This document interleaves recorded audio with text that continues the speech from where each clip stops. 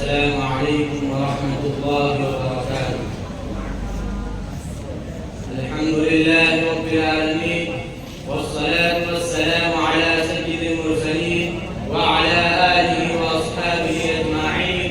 أما بعد، قال النبي صلى الله عليه وسلم: إنما العلماء ورثة الأنبياء، أو كما قال عليه الصلاة والسلام. محترم صدر جلسہ، اساتذہ اعلام، حکام حضرات اور پیارے ساتھیوں، میرے تقریر کا عنوان ہے ہندوستان کا وفادار کون.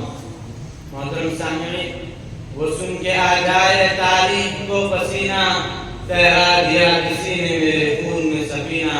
بھارت کے شیر کتنے میرے خون میں نہائے، ٹوٹا میرے لہو میں کتنوں کا پسینہ. کچھ لوگ میرے خون سے ہولی منا رہے تھے، کچھ لوگ بھر رہے تھے میرے خون سے آب دینا. صحرا میں جا کے ہلکا میرے لہو کا ساغر، انصاف مانگنے کی ایسی سزا کہینا.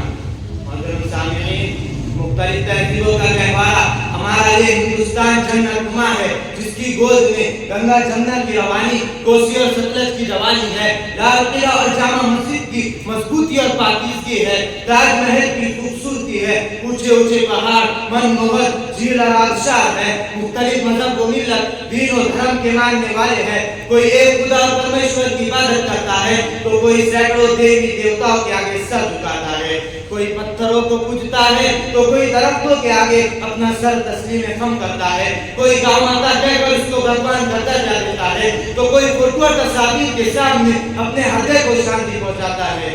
اسی دھرتی نے جہاں بڑے بڑے باپو کو جنم دیا ہے، وہی ہزاروں تاریخ کے ساتھ علماء، صلحاء، عباد، زہاد کی پرورش پرداخت کیے. ہم بھی اسی دیش کے اندر پیدا ہوئے ہیں، اسی کی مٹی نے ہماری پرورش پرداخت کی ہے. تہذیب و شائستگی کا عالم معیار رکھا گیا ہے. ہم کو اس ملک کے ذرے ذرے سے پیار ہے، اس کی مٹی اور سبزے سے پیار ہے، اس کے اونچے اونچے پہاڑ، وسیع وعریض صحراؤں سے پیار ہے، اس کے جھیلوں اور آبشاروں سے پیار ہے، اس کے مساجد و مدارس سے پیار ہے.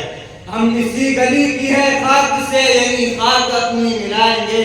ہم اسی گلی کی ہے خاک سے، یعنی خاک اپنی ملائیں گے. نہ بلائے آپ کے آئے ہیں، نہ نکالے آپ کے جائیں گے.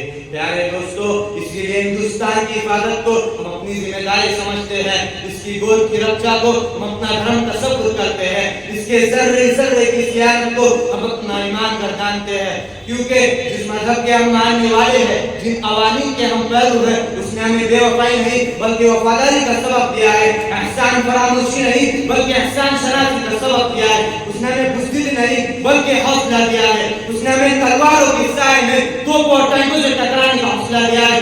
اس نے ہمیں لومڑی کا اٹاری نہیں بلکہ شیر کا دل عطا کیا ہے. ارے سرزمین مکہ سے پوچھ لو، سرزمین مدینہ سے پوچھ لو، مصر و شام سے پوچھ لو، روس و ایران سے پوچھ لو، اندلس و اسپین سے پوچھ لو کہ کیسی کیسی وفاداری کا ثبوت ہم نے پیش کیا. جب ہم مکہ میں تھے تو مکہ کے ساتھ وفاداری کی تھی، مدینہ میں تھے تو مدینہ کے ساتھ وفاداری کی تھی، اندلس و اسپین میں تھے تو اندلس و اسپین کے ساتھ وفاداری کی تھی. اور جب ہم اپنے اکابرین کی شکل میں اس ہندوستان اور بھارت میں تھے تو اس وقت میں اس کے وفاداری کا ثبوت ہم نے پیش کیا کہ دنیا حیران و شکر ہے. اسی بھارت کی حفاظت کی خاطر ہم نے گولیاں کھائی، توپ اور ٹینکوں کے نشانے بنے، پھانسی کے پھندوں پر چڑھنا پڑا، جیلوں کی مشقتوں کو برداشت کیا، نظر آتش کر دیے گئے. اے سرزمین ہند، سن اور غور سے سن، میں اپنی وفاداری کی روداد سنانے جا رہا ہوں.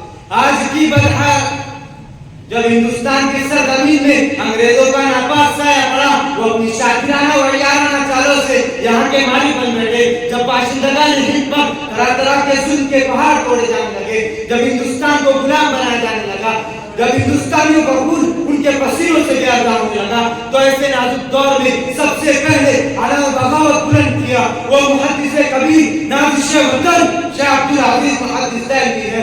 شاہ عبدالعزیز کا فتویٰ کیا تھا؟ وہ ایک حق بھی ہمارا تھا جو دشمنوں کے نہج تمنا پر گر پڑی، انگریزوں کی نیندیں حرام ہو گئی. جگہ جگہ آزادی کے شعلے بھڑکنے لگے، جگہ جگہ آزادی کے پرچم لہرانے لگے، سینوں میں بلبلے مچلنے لگے، حوصلوں نے انگڑائیاں لینی شروع کر دی.